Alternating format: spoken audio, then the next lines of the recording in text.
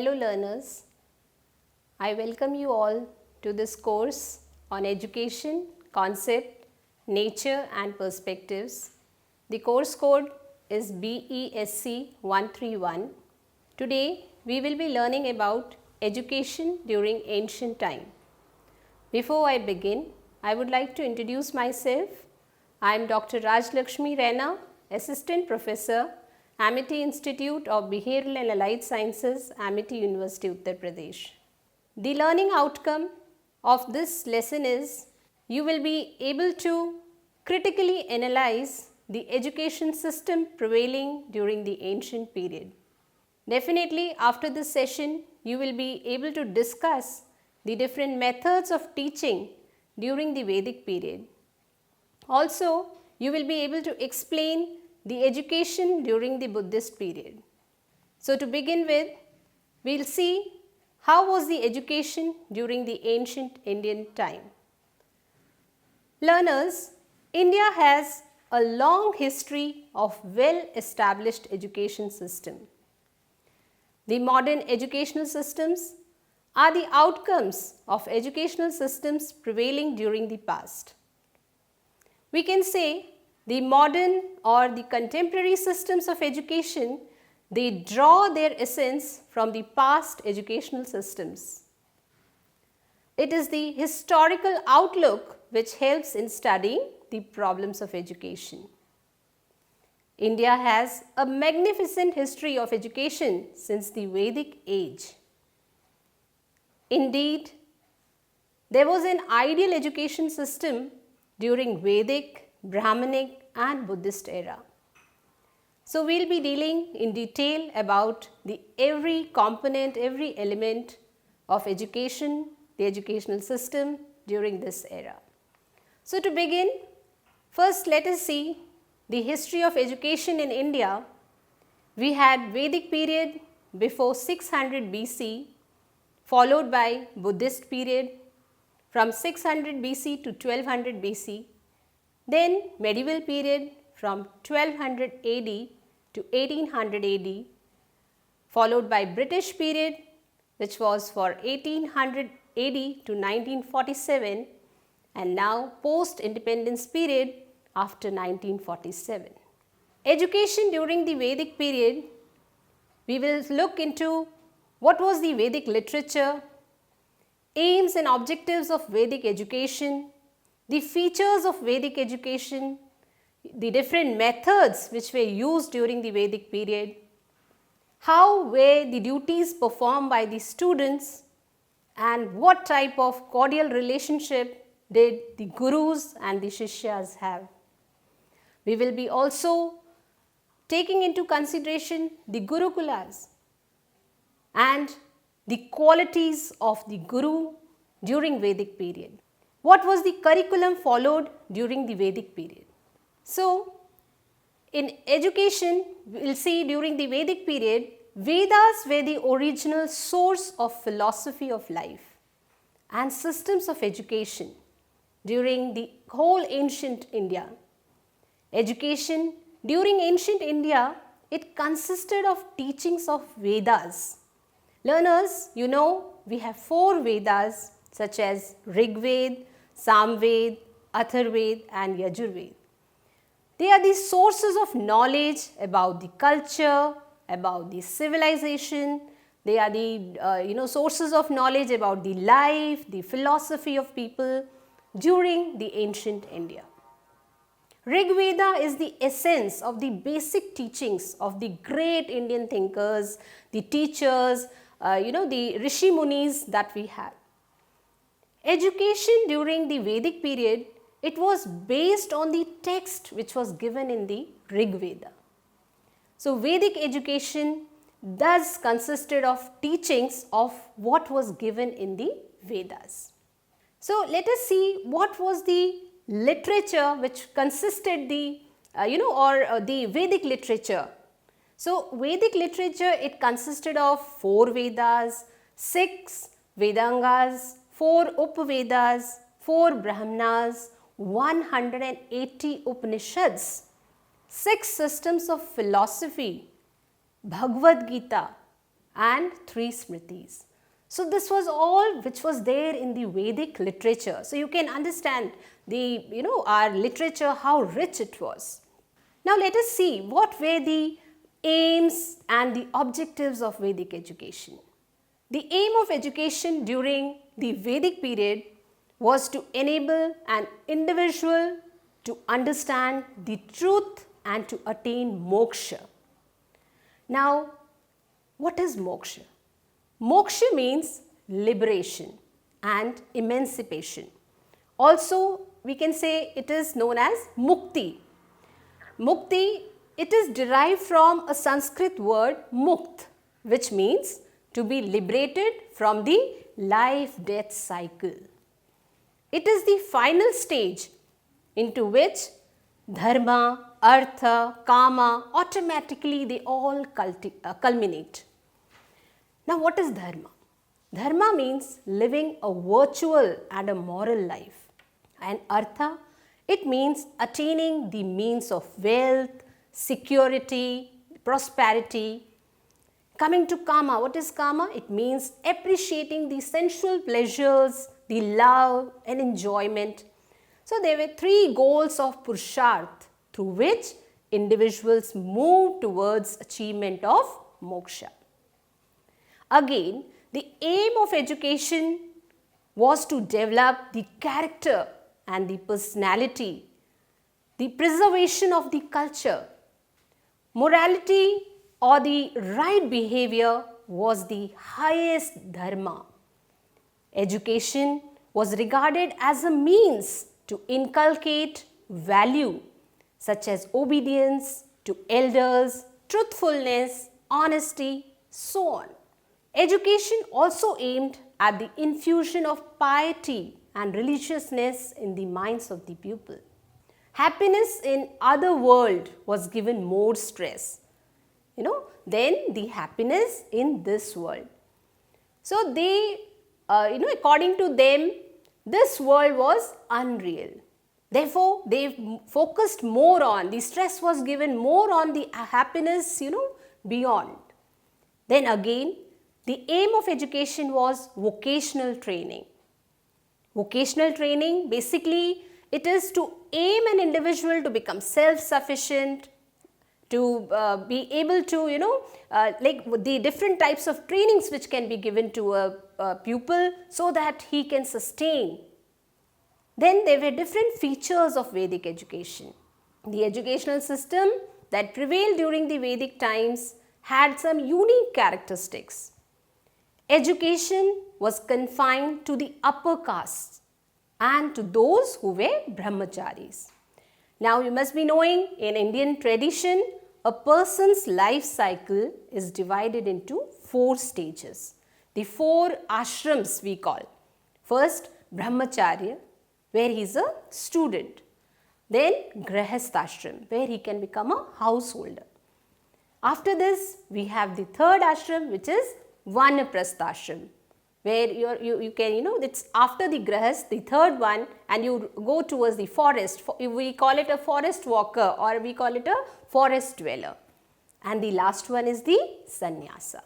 Then coming to what were the different methods during the Vedic period.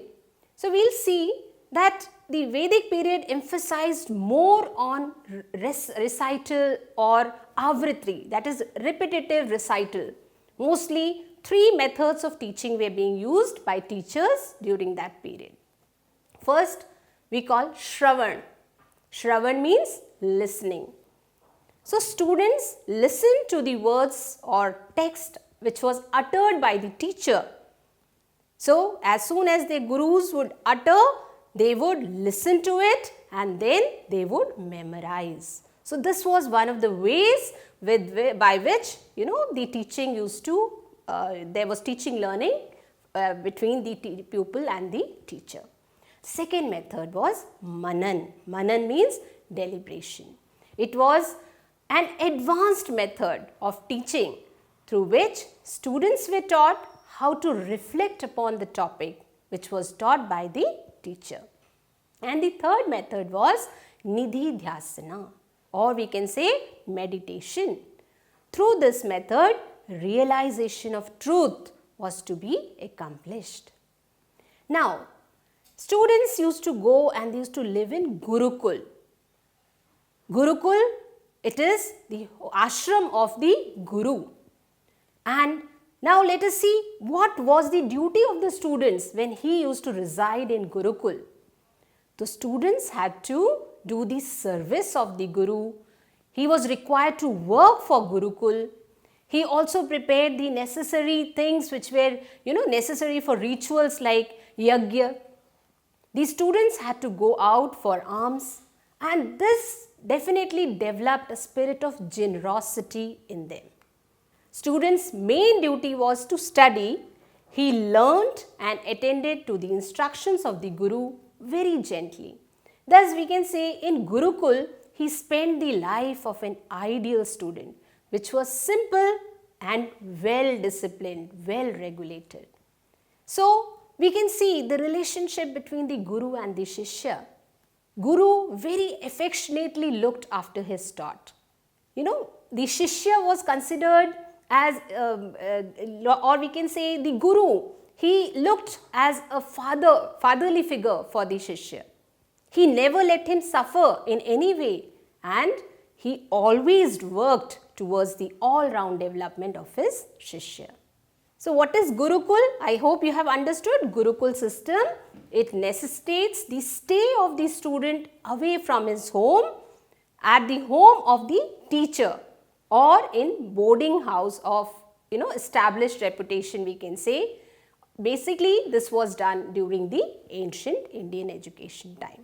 In Vedic age, teacher of the Vedic age, he was of uppermost caliber. He had very good qualities, like he was in terms of knowledge, in terms of the spiritual development, he always emphasized on religious and spiritual development of their thoughts. Every obligation of the Shishya, the learner, was on Gurus, and the Guru used to continuously try to improve different qualities of his learners. And definitely, he had an aim that his Shishya should be better than him. So, he always used to strive for the improvement, wherever the learner was lacking. Teacher's responsibility was to show the correct path to the learners so that they could realize the ultimate truth. Now, let's see the rich curriculum during the Vedic period. So, curriculum during the Vedic period, was chosen to enhance the process of all-round development of the learner's personality. The students were taught to learn 4 Vedas, Sanskrit language, 6 Vedangas, rituals, grammar, astronomy, etymology, phonetics, even some professional and technical subjects like Ayurveda, or we say Chikitsa Shastra, medicine and surgery, astronomy, ethics, philosophy, astrology, military education, or we say Arthashastra, they all comprise the Vedic curriculum. Ancient Indian education was dominated by religion. So, kindness, forgiveness, perseverance, nobleness, they were inculcated in these students. Teachings of hymns and rituals, this was the most emphasized thing, which was emphasized by the teachers. Character building. The Gurus thought that if the students would learn good habits from the early life, then their future would be peaceful and happy. The learners were under the direct and personal supervision of their teachers, who was to look after not only their intellectual development but also their moral conduct. So, maximum emphasis was on character building. Now, let's see about the women education. So, women education also received proper attention during the Vedic age, with the result that women became rishikas after receiving education. They even composed hymns.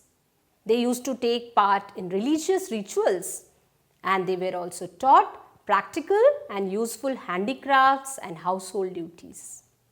Though the Vedic education was religious in nature, yet useful and needful subjects were general for general public, they were also included in the Vedic curriculum.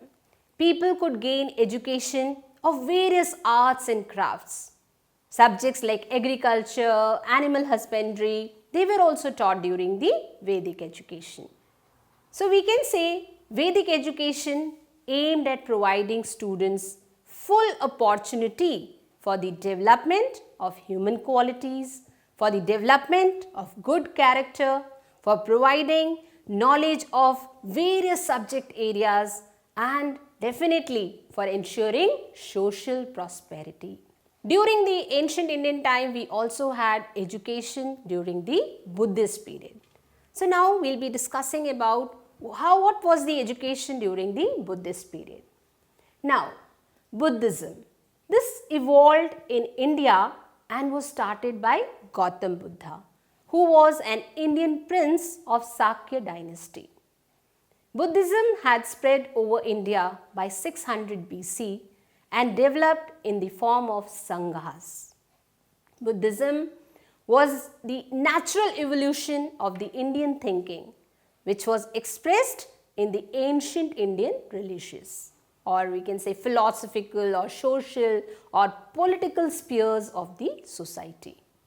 Buddhism basically it spread through monasteries and viharas. These were the two, you can say, where the educational activities were carried out by the monks. The history of education during Buddhist period is closely related to the history of these monasteries and viharas, as there were no independent educational institutions or nor were there any centers other than these religious centers. So basically we can say the Buddhism it spread through monasteries and viharas, and only monks or shramans were authorized to impart education to the people. Thus, the monasteries and viharas they became the center of living as well as cultural life. Now, let's see what were the aims of education during this period. The aims of Buddhist education were individual as well as they were social. Coming to the individual aim, it developed the moral character. It basically emphasized upon the moral character. And under the social aim, more promotion of culture, social efficiency, these elements were focused. The most important aim of education was to show the path by which an individual can overcome the desires and ultimately achieve nirvana. In order to take admission in any Sangh, monastery or vihar, one had to go through the initiation ceremony. And this initiation ceremony for admission was known as Pabja. And Pabja was performed during the Buddhist period before a student could get into the Sangha. The pupil joined the monastery where they received education for 12 years, and during this period they got prepared for Sangha life. After undergoing education for 12 years, the monk at the age of 20 years had to go through the Upsampada, this ceremony, and then he became the permanent member of the Sangha. Generally, the methods of performing Upsampada were slightly different from the Pabja. And after Upsampada, a student became a full-fledged monk, having no concerns with the family life. And Pabja was a ritual for limited time, but Upsampada was permanent and for the whole life. Now let's see the curriculum. Monks passed on the religious knowledge to their learners. The curricula were oral, ceremonial and book-based. Most of the monks were carrying on the study of teaching of Buddha and Dharma Shastra. Students were taught spinning, weaving, painting, tailoring, writing, arithmetic, printing. All this was also included in the curriculum. The curriculum of the Buddhist monks included the subject matters contained in the Tripitaka. Sutta Pitaka was a collection of discourses on various subjects of Buddha. Vinaya Pitaka comprised monastic code and Abhidharma Pitaka contained the philosophical interpretations of the doctrines of Buddhism. Buddhist education was divided into two stages. One was primary, the other one secondary. At primary education stage, reading, writing, arithmetic, these were focused. And at the higher education stage, religion, philosophy, Ayurveda, logic, metaphysics, military training, all this was taught. And everyone was free to choose his subject without any restriction. The medium of Buddhist education was the local language. You must have heard Lord Buddha himself gave his teachings in local languages at different places. There was not much importance given to Sanskrit, as we have seen Sanskrit was more emphasized during the ancient period. But here Sanskrit was not given that importance during the Buddhist education. And now let's see what were the different methods. The methods of teaching during the Buddhist periods, they were oral, question answer. It was to impart moral instructions. Teachers used to tell them different types of stories which had some moral value, and the stories thus told, they had a dramatic effect on the moral development of these students. Thinking and questioning, these were adopted. This was the method which was adopted for promotion of intellectual development. Let them reason, let them think, let them question. The Buddhist system of education, like Brahmanical, lays equal stress upon the efficacy of the method of debate, discussion. Buddhists aimed to answer to the old philosophical questions, how to attain salvation. Buddhist education laid the foundation stone of a rich culture and inspired people to lead pure, simple and ideal life.